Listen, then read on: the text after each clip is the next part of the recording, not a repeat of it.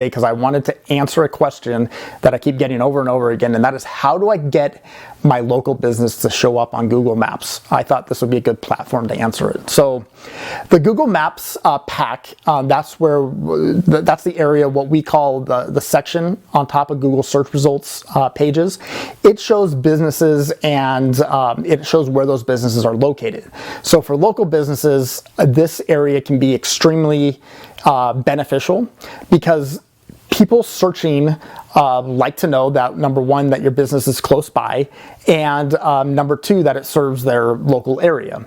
So I'm going to use one of our clients today as an example, and that is West Coast Sanitation. They are a local, or at least local to the Riverside area, sanitation company. Definitely not a glamorous industry, but nonetheless extremely important that they rank high when it comes to somebody searching for septic tank services or septic services in Riverside, or any other searches in regards to their business. So we should be able to pop up a quick screenshot somewhere on the screen, and it shows where they are placed for a simple local search for the keywords septic tank pumping. So if you can see the screenshot, hopefully you can see that they've been able to achieve the #1 position on Google Maps. How did they get there? Well, we helped them, we work with them, but whether you use an SEO company like ours or you do it on your own, the principles of achieving the #1 rankings on Google or on Google Maps remains the exact same way. So here are a couple of tips that I have that can help your local business rank higher on Google Maps. So the single most important factor is that you have a Google My Business profile.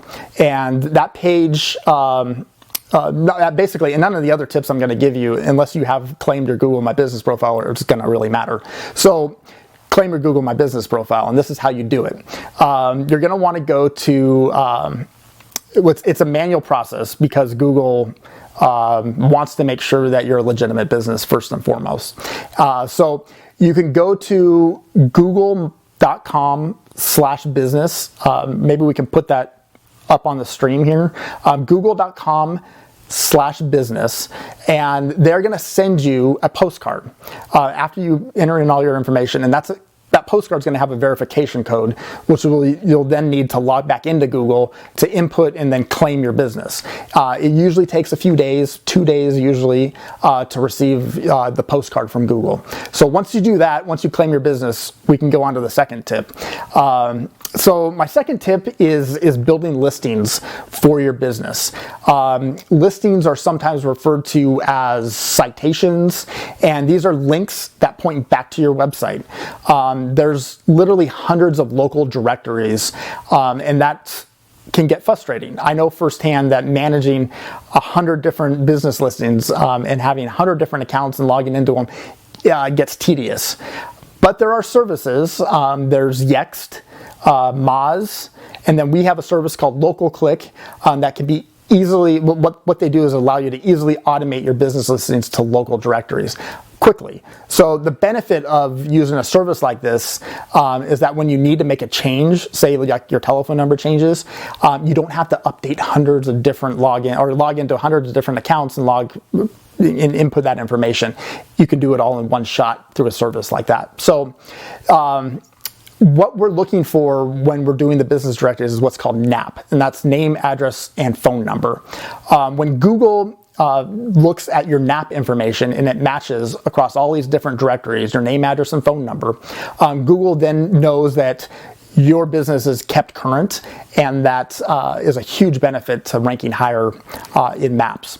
The third tip I'm going to give you, and this is where it gets a little bit more technical, it's called, it might be why you want to work with an SEO agency, but that's called adding schema markup code to your website.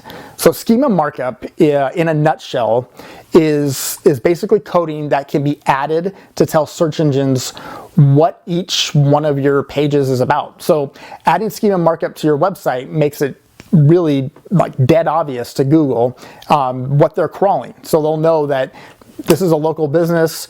this is the contact information, and it indicates that you are that you're kept current. So it's basically microdata that's on your website.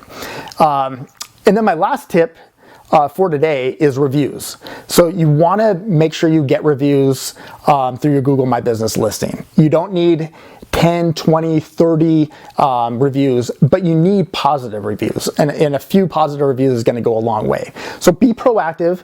Email or even call your recent customers and ask them for a quick review on Google. If they're writing if they're willing to write a review for you, send them a link to your Google listing to write that review. Just going out of your way to help your customers provide good, positive information about your company will go a long way. And because I want to make sure that I touch on one more point.